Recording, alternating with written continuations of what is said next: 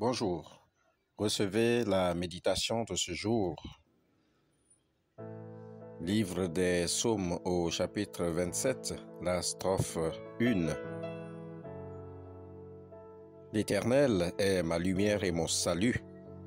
De qui aurais-je crainte? L'Éternel est le soutien de ma vie. De qui aurais-je peur? Parole du Seigneur. Comment être délivré de la peur? Par la louange.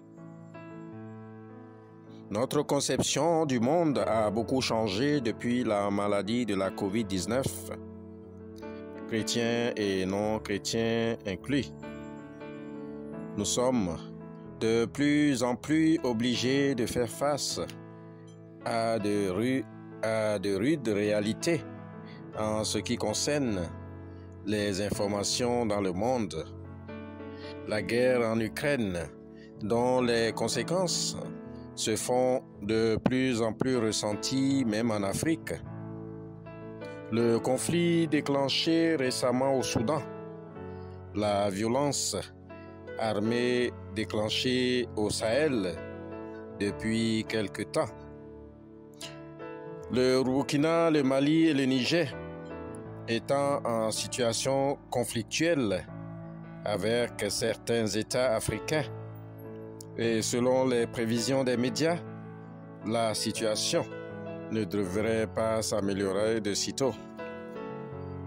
Bien-aimés dans la foi, la vie semble de plus en plus obscure et inquiétante. Chaque jour, face à toutes ces situations, sans compter les récentes émeutes, les crises politiques dans beaucoup de pays africains. Alors, la peur et l'anxiété n'ont cessé de prendre place dans notre quotidien.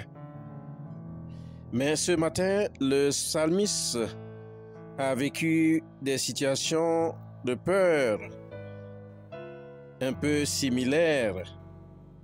Mais son ennemi n'était pas une pandémie mondiale, ni des émeutes, mais plutôt un roi, le roi Saül, qui a tenté à sa vie plusieurs fois. Et dans sa peur, David s'est retourné vers Dieu dans la louange. Il a apporté ses craintes devant le Seigneur. Et nous découvrons cette attitude dans les louanges tout au long des livres des psaumes. Ma soeur, mon frère en Christ, face à certaines situations, la peur est une réaction normale et naturelle et plutôt de la nier. La parole de Dieu nous invite à porter notre cœur devant Dieu dans la louange et l'adorer pour son caractère tout-puissant. Cette louange calmera notre esprit et nous illuminera pour mieux comprendre sa présence à travers ce sentiment naturel de peur. Louer Dieu libère une foi fraîche qui remplace le doute et offre un courage renouvelé.